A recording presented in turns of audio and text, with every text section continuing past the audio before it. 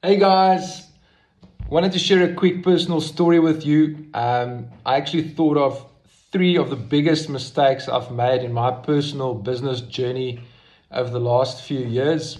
First one, without a shadow of the doubt, is lack of vision.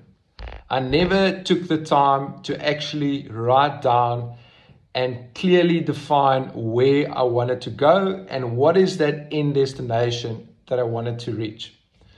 Second one is I had so many disempowering beliefs about myself and the environment around me that held me back for years. And the third one is I thought I can do everything on my own. I operated from a place of isolation with no accountability. So if there's three things that I can share with you guys today that I would start doing today if I want to move forward with momentum and clarity. First one is write your vision down, be crystal clear on where you want to get to and what is that preferred outcome. Secondly, challenge your disempowering mindsets and beliefs.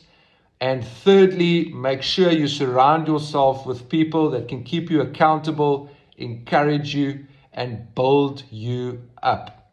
Right, guys, I hope that was helpful. Use that, implement it in your life and business, and share your breakthrough stories with us. All the best, and chat to you soon.